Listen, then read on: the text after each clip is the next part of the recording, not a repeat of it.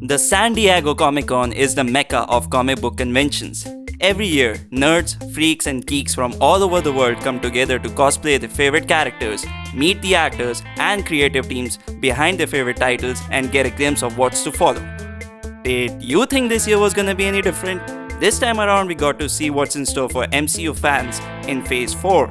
Henry Cavill as The Witcher, and the return of Tom Cruise as Captain Pete Maverick Mitchell. See, Disney is not the only one that is milking the nostalgia cow.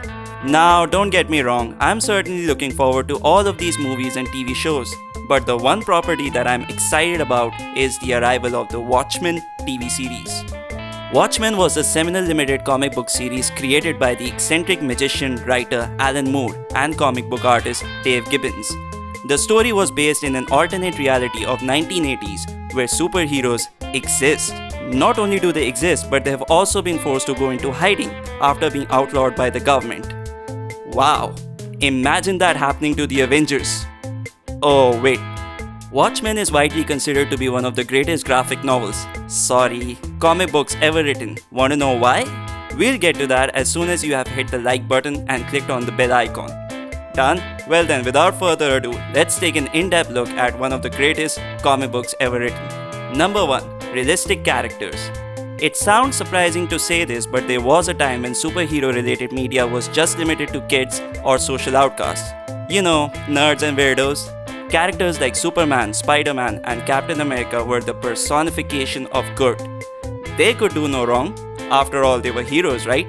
Batman was being reinvented for mature audiences thanks to Frank Miller's The Dark Knight Returns, but it still had some way to go to wipe off the light-hearted and campy memories of the Adam West TV series. One of the reasons Watchmen was so revolutionary was because it portrayed superheroes as actual human beings.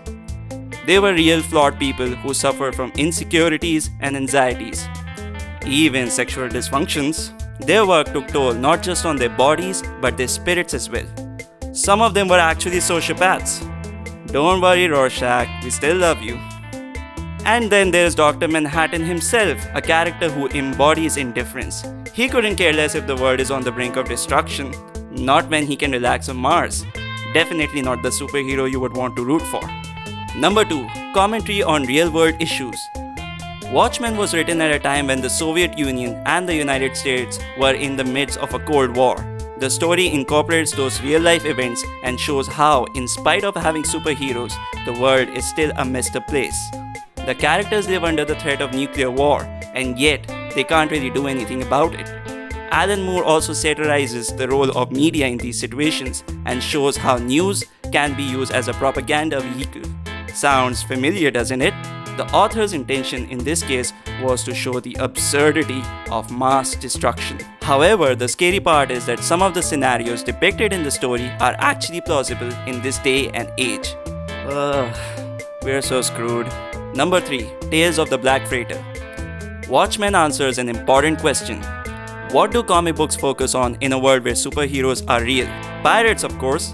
Keep in mind, it's Alan Moore, so yeah. A comic within a comic, a film within a film, a dream within a dream. Okay, I gotta stop. What makes Tale of the Black Freighter so great is that it directly connects with the events of the story. The comic book mirrors the mindset of Adrian White, the antagonist, as he wrestles with the idea of sacrificing millions in order to ensure world peace. Now, who else is like that? Think that's complex? We're just getting started. Tales of the Black Freighter also directly reflects the events of the story and sometimes serves as a counterpoint to the narrative. Like I said, it's complicated. Number 4. A great villain. How many times have we seen villains who make tall claims of world domination only to be stopped by the protagonist at the last minute? Yeah, Adrian White is an exception to the rule. This is a villain who actually manages to execute his plans and gets away with it.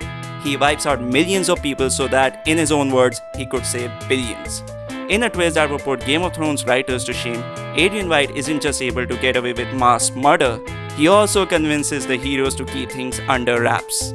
His rationale, it's the only way to ensure world peace and avert nuclear war. Oh, and did we mention that in the story White is referred to as the smartest man in the world? I think we should keep an eye on Elon Musk. Number 5. brought comics to the mainstream. Simply put, Watchmen is the Citizen Kane of comic books. The graphic novel is one of those rare stories that is considered to be literature. It even made it to Time's list of 100 greatest novels of all time, much to the chagrin of Grand Wizard Alan Moore. He hates the term graphic novels.